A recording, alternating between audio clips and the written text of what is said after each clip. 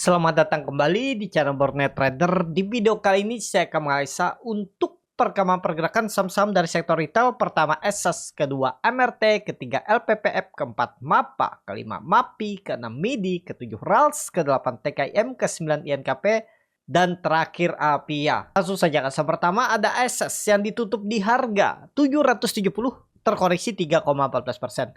Kalau dilihat data transaksi asing net sell.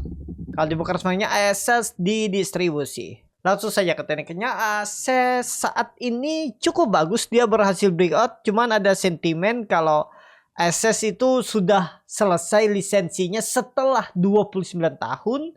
Tapi ada akan identitas barunya yang di launching atau akan diperkenalkan nanti di awal tahun 2025. Jadi nggak masalah sebenarnya ya. Cuman ya beda lisensi aja. Cuman kita lihat aja. Secara teknikal sih masih bagus ya. Pokoknya ASS itu yang penting gak jebol 700. Aman. Ya. Saat ini kan di 770. Pakai supportnya 700. Kalau dia turun di bawah 700. Konfirmasi pola dead cat bond. Kenaikan 2 hari sebelumnya ini. Dan ya turun lebih dalam. Pokoknya kuncinya itu. Kenapa? Bapak Ibu perhatikan. Ini kita lihat secara teknikal. Ada sinyal memang akan downtrend lanjutan kalau misalnya ESAS itu jebol 700. Kenapa ini? Ini ada pola head and shoulder dan ini dia sideways mencoba naik dan gagal. Nah, kalau dia jebol 700, pola head and shouldernya nih terkonfirmasi lanjut tuh. Jauh turunannya 500-an. Ya, pokoknya hati-hati kalau dia jebol 700 untuk ESAS. Jangan pakai support nanggung 750. Tapi menurut saya kalau dia jebol 750 aja sudah tanda-tanda lemah. Mending out aja dulu kalau beli yang harga-harga atas. Tapi kalau Bapak Ibu masih berharap ada potensi bagus di akhir tahun, ya jangan sampai jebol 700 lah. Tren jangka menengahnya. Itu aja untuk ESAS. Lanjut. Ada MRT yang ditutup di harga 2.920 menguat 1,03%. Kalau dilihat data transaksi asing net buy. Kalau dibuka semuanya MRT diakumulasi. MRT ini terus diakumulasi tapi nggak tembus-tembus 3.000 ya. Nah, apakah minggu ini tembus 3.000? Kita lihat lumayan tuh dari 2.920 ke 3.000 tuh ada 80 poin, 80 poin 2,5%. Lumayan kalau dikasih ya 2% lebih aja sih. Atau ya targetkan aja 3%. Risknya jauh memang 2.800 tapi menurut saya cukup menarik. MRT diperhatikan minggu ini. Cuman harga belinya yang gak ideal. Kalau Bapak Ibu kemarin beli di 2.800, 2.820 itu. Karena ya seperti analisa saya sebelumnya, EMA 200-nya nih harus dijaga 2.800. Risknya kecil. Kalaupun beli di 2.840 itu risknya cuma 2,5% dengan reward 5,8%. Jadi hampir risk reward 1:3. Ya risk reward seperti ini nih ideal nggak sih di sekelas MRT? Ya ideal. Itu ya. Jadi memang sekarang itu lebih ke follow the trend bagi yang belum punya. Tapi kalau Bapak Ibu yakin cenderung ke atas arahnya seminggu ke depan, ya silakan beli. Harga berapapun bisa beli. Yang penting tahu bagaimana mengantisipasi sahamnya kalau di luar skenario atau di luar harapan. Itu aja. Untuk MRT menarik kemungkinan besar minggu ini. Lanjut. Ada LPPF yang ditutup di harga 1.650 menguat 0,3%. Kalau dilihat data transaksi asing net buy. Kalau dibuka resminya LPPF di distribusi. Langsung saja ke tekniknya. LPPF di atas 1.600 boleh. Masih kalau Bapak Ibu mau beli ya. Targetnya mana nih kalau jalan? Kalau jalan ya nggak usah tinggi-tinggi 1.900. Kalau dikasih sampai 1.800 itu udah cukup oke lah. Atau 1.750 cukup oke lah. Dapat 5%-an seminggu ke depan oke. Yang penting gak ada cerita lagi dia jebol. Kalau dia jebol 1.600 siap-siap gagal. Senin jebol 1.600 gagal.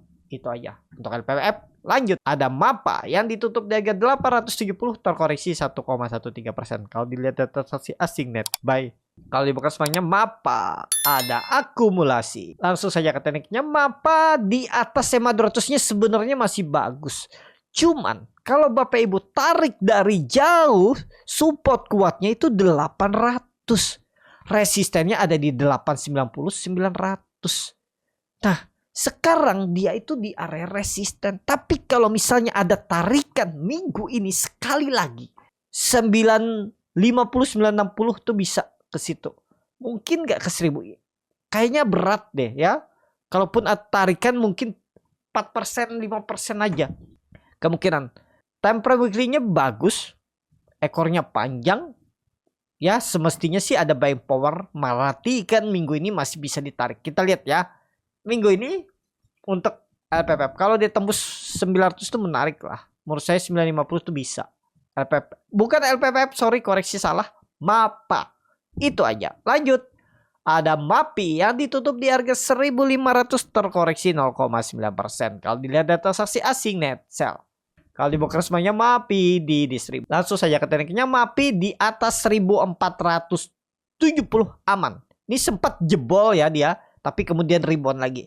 Ini bisa fast breakdown. Nah, yang seperti ini kalau Bapak Ibu yang belum kebeli, ya kesempatan sekarang kalau mau beli. Kalau yakin ini naik, ada candle bullish angle peak, ya yang penting nggak jebol 1.470 lagi. Berarti ya maksimal stop loss 2%. Bukan, 2,5-3% dengan reward minimal 5%. 1.580 itu bisa. Tuh, 5% ada peluang. Kalau jalan MAPI minggu ini ya, kita lihat untuk MAPI. Lanjut, ada MIDI yang ditutup di harga 426 sama harga penutupan hari sebelumnya. Kalau dilihat data saksi asing net sell, kalau dibongkar semuanya MIDI ada distribusi. Langsung saja ke tekniknya. MIDI bagus sebenarnya sih minggu ini nih. Kalau memang ditarik naik minggu ini, tarikan terakhirnya kemungkinan ya secara teknikal bagus nih. Mungkin gak sih pola patahan plek kondisi seperti ini? Kayaknya berat deh. Kalaupun tarikan minggu ini nih, tarikan untuk mancing para FOMO mungkin ya, yang berharap dia reversal. Tapi ini disclaimer, baru analisa, bisa salah, jangan ditelan mentah-mentah. Ya ke 440 itu. Pokoknya minggu ini untuk MIDI jangan turun di bawah 420. Turun di bawah 420, 416 aja udah tanda-tanda lemah. Jadi 2,5% aja mendingin stop loss kalau gagal. Itu untuk MIDI. Lanjut, ada RALS yang ditutup di harga 402 menguat 2,03%. Kalau dilihat data saksi asing net sell. Kalau dibuka semuanya RALS ada akumulasi walaupun tipis. RALS bagus, mantul dari 200, mungkin gak double bottom. Mudah-mudahan double bottom minggu ini ke 420. Risknya juga kecil, terlalu 2,5%. Pokoknya jebol 396, pertimbangkan stop loss. Nggak usah banyak analisa ya. Yang penting kalau Bapak Ibu yakin ya tadi. Kalau dia turun di bawah 396, udah buang. Udah gitu aja ya. Time frame weekly-nya. Doji volume bagus meningkat. Harusnya ada tarikan minggu ini. Mestinya ada tarikan. RALS. Kita lihat nanti minggu ini. Itu aja untuk RALS. Lanjut. Ada TKIM yang ditutup di harga 7.200 sama harga penutupan hari sebelumnya. Kalau dilihat data saksi asing net sell. Kalau dibongkar semuanya TKIM di distribusi. Langsung saja ke tekniknya. TKIM saat ini baru rebound biasa, belum bisa mengkonfirmasi, perlu hati-hati. Masih, kalau saya TKIM masih wait and see. Saya mau beli TKIM nih kalau dikasih ya 6.000-an, 6.600 nih.